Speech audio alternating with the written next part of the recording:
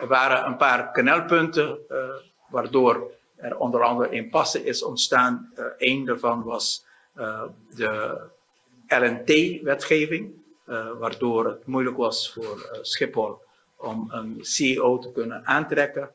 In de internationale markt worden personaliteiten die zo'n functie kunnen dragen en zeker op de manier waarop een luchthaven met zoveel passagiers, bijna meer dan 1 miljoen, is het een enorme uitdaging om zo'n luchthaven goed operationeel op een moderne effectieve wijze te opereren. En het is daarom ook belangrijk om een strategic partner te hebben die veel ervaring heeft en veel kennis. En daarvoor is ook nodig Chief Executive Officers en ook een CEO die wij kunnen aantrekken die de nodige capaciteit heeft om te voldoen aan de grote uitdaging van de internationale airport Reina Beatrice.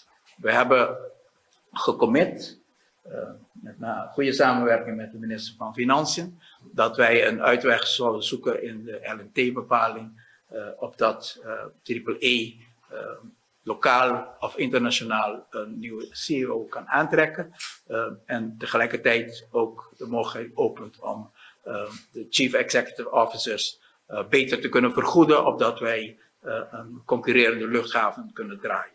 Het tweede punt was de vraag van Schiphol om meer betrokken te zijn bij het bestuur, om een lid voor te dragen in de Raad van Commissarissen.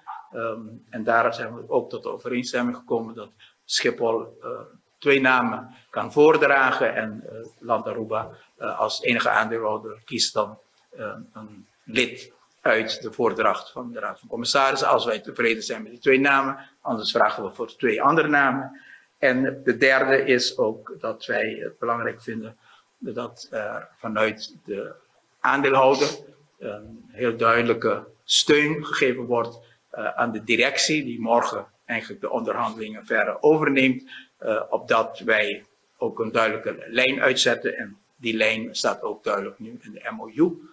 En tenslotte hebben wij ook samen bepaald dat wij de relatie tussen Schiphol en AAA willen versterken in de vorm ook van de opleiding, alle vormingstrajecten die Schiphol kan aanbieden, opdat wij zowel op de top, maar ook het hele personeel van onze luchthaven kunnen upgraden en zorgen dat wij een sterke luchthavenoperation hebben. En de Schiphol Groep is zeer verheugd om de samenwerking die wij al 20 jaar met Aruba Airport hebben door te kunnen zetten. En daar in gezamenlijkheid aan verder te kunnen werken aan het succes van deze luchthaven. Dat we in gezamenlijkheid met alle Arubaanse partners en stakeholders hebben kunnen bereiken over de afgelopen 20 jaar. Heel bijzonder om hier te zijn en om zo snel na het aantreden van deze nieuwe regering op het punt te staan om verder te kunnen gaan met de detailonderhandelingen ten aanzien van de verlenging van de Strategic Cooperation. En nogmaals, we zijn zeer verheugd dat wij door kunnen met de samenwerking tussen Schiphol en Aruba Airport.